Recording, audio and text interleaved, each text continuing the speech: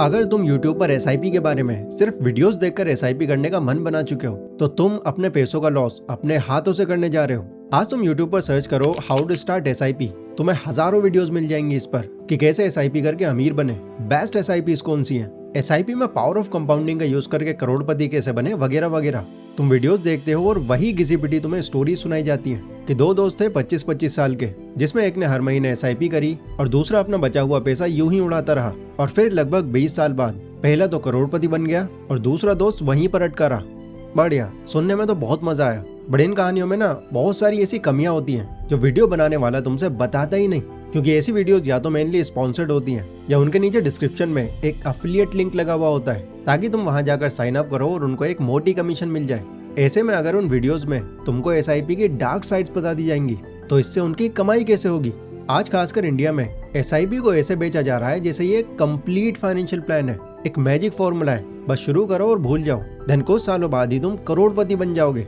But again मैं कह रहा हूँ कि ऐसी वीडियोस में बहुत अधूरी जानकारियां दी जाती हैं एंड अधूरी जानकारी के साथ कोई एक्शन लेने वाला इंसान आगे चलकर हमेशा पछताता है। आज मैं तुम्हें दोस्तों SIP के बारे में वो चीजें शेयर करूंगा जो कई फाइनेंशियल एडवाइजर्स, कई म्यूचुअल फंड एप्स, कई यूट्यूब कंटेंट क्रिएटर तुमसे हमेशा छुपाते हैं। ये वीडियो देखो SIP के अगेंस्ट नहीं है, ये वीडियोस ब्लाइंड ट्रस्ट के अगेंस्ट है जो लोगों ने SIP को लेकर फैला रखा है। और इस वीडियो को पूरी देखने के बाद तुम्हें ये क्लियर हो जाएगा कि क्या तुमको SIP करनी चाहिए, क्या तुम्हारे लिए SIP बनी है, क्या तुम इसमें सिर्फ अपना पैसा खराब करोगे। सो नंबर 1, वो 12% का झूठ जो लगभग हर वीडियो में फैलाया जाता है वो पूरा सच नहीं है। एक चीज तुम्हें लगभग हर वीडियो में दिखाई जाती है कि mutual fund historically 12% annual return तो देता ही देता है, और ये टेक्निकली गलत नहीं है पर ये पूरा सच भी नहीं है। एंड इन दोनों के बीच का गैप तुम्हारे लाखों रुपए खा सकता है। ध्यान से समझना कैसे। ये जो तुमको 12% के बारे में बताया जाता है वो 12% होता है नॉमिनल रिटर्न, मतलब सिर्फ नंबर्स पर रिटर्न, बिना किसी और चीज को कंसीडर किए। बट असली पैसा तो वो होता है ना जो एट द एंड तुम्हारे हाथ में आता है। लेकिन जब हम अपना पैसा कहीं पर सालों से इन्वेस्ट करते आ रहे हैं तो इस दौरान बहुत इंपॉर्टेंट चीज है जो हमें ध्यान रखनी होती है, और वो है इन्फ्लेशन।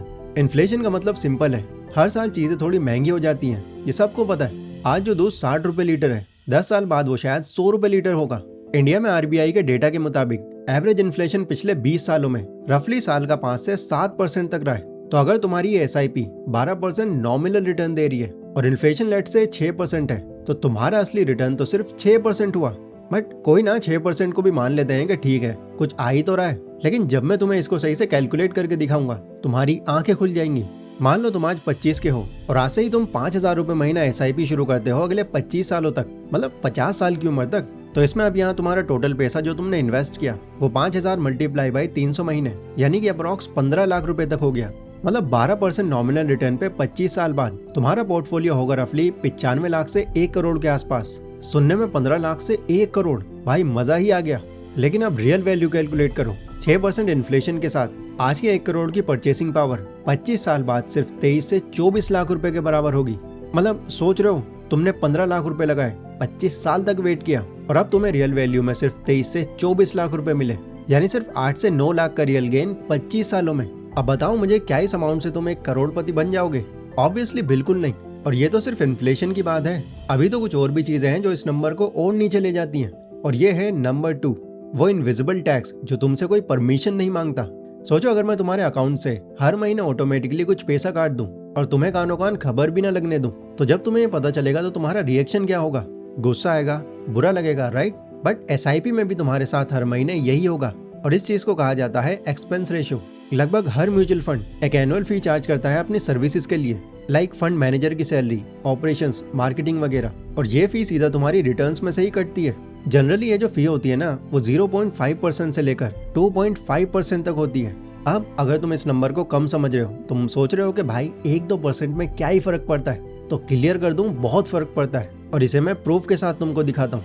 मान लो वही 5,000 रुपए महीना तुम इन्वेस्ट कर रहे हो 25 सालों के लिए एंड वही 12% नॉमिनल रिटर्न पर, तो यहाँ अगर एक्सपेंस रेशियो 0 है तो पोर्टफोलियो तुम्हारा 95 लाख से 1 करोड़ तक जाएगा। बट एक्सपेंस रेशियो अगर 0.5% भी है तो इसी में तुम्हारा पोर्टफोलियो 88 से 90 लाख तक रह जाएगा। 1.5% पे 72 से 75 लाख और 2.5% पे रफली 58 से 62 लाख।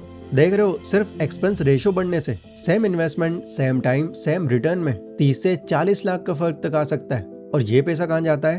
फंड मैनेजर के पास, जो मार्केट से बेटर तो परफॉर्म नहीं कर पाता इवन तब भी जब तुम्हारा पोर्टफोलियो माइनस में हो। इसी के साथ एक और चीज, तुम्हारे एक्सपेंस रेशियो के ऊपर कुछ म्यूचुअल फंड्स में एग्जिट लोड भी होता है। मतलब अगर तुम एक सर्टेन पीरियड से पहले पैसा निकालना चाहो तो तुम पर इसका एडिशनल चार्ज लगता है, और कुछ फंड्स में तो स्टैम्प ड्यूटी का और अलग से होता है। सो ओवरऑल जो रिटर्न तुम सोच रहे हो और जो एक्चुअली तुम्हारे अकाउंट में आ रही है, इन दोनों में अक्सर एक बहुत बड़ा गैप होता है।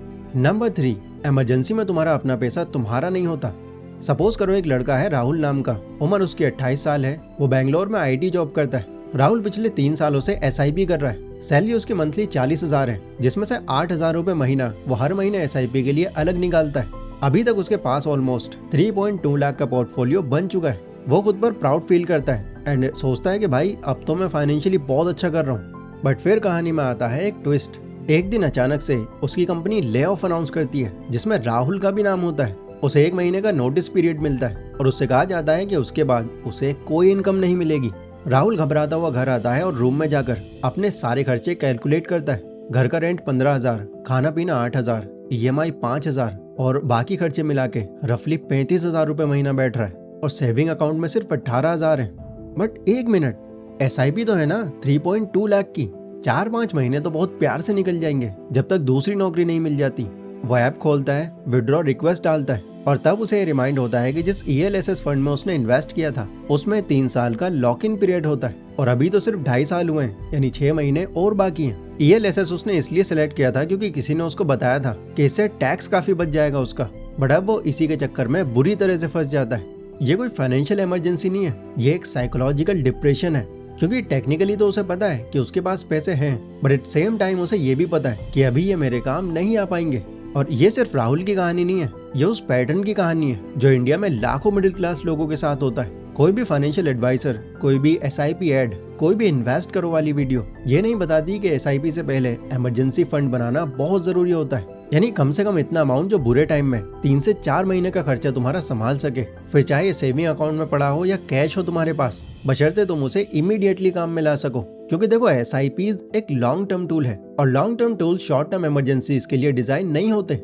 ये बहुत बेसिक चीज है, लेकिन क्योंकि तुम्हें ये कोई बताता नहीं है तो तुम इसे इग्नोर कर देते हो, और वो लोग तुम्हें बताएंगे भी क्यों। इमरजेंसी फंड सेल करने में किसी भी फाइनेंशियल इंडस्ट्री का कोई फायदा नहीं होता। नंबर 4, मार्केट क्रैश प्रूफ का वो झूठ जो सच लगता है। ये लास्ट वाला कुछ ज्यादा ही प्रॉब्लमेटिक है, और यही सबसे डेंजर भी हो सकता है। SIP के बारे में एक बिलीफ है जो हर जगह फैला हुआ है कि SIP में कोई टेंशन नहीं लेनी चाहिए, मार्केट नीचे जाए या ऊपर जाए, लॉन्ग टर्म में सब रिकवर हो जाता है और तुम्हें एवरेज 12% तक ही रिटर्न मिलता है। और ये थ्योरेटिकली सही भी है, लेकिन रियल लाइफ में एक चीज होती है जो इस थ्योरी को कॉम्प्लिकेट कर देती है, वो है ह्यूमन साइकोलॉजी। मार्च 2020 का वो कोविड वाला क्रैश तो याद ही होगा, जब मार्केट 35 से 40% नीचे आ गई थी, वो भी सिर्फ 40 दिनों में। और उस टाइम जिन लोगों ने 5-7 साल पहले से पेशेंटली SIP की हुई थी, उनका पोर्टफोलियो 1 महीने में ही 30-35% तक नीचे आ गया। मतलब सोचकर देखो, तुमने 5 सालों में 3 लाख रुपए इन्वेस्ट किए थे, और जैसे ही पोर्टफोलियो 4.5 लाख तक आया, अचानक से कोई पैंडेमिक आया और तुम्हारा पोर्टफोलियो घटकर 2.5 से 3 लाख तक रह गया। अब ऐसे में होता क्या है, एक टाइम के बाद जाकर पोर्टफोलियो पहले जैसे वापस लेवल पर आने लगता है, लेकिन उस मोमेंट पर ब्रेन हमारा ये कैसे मान ले।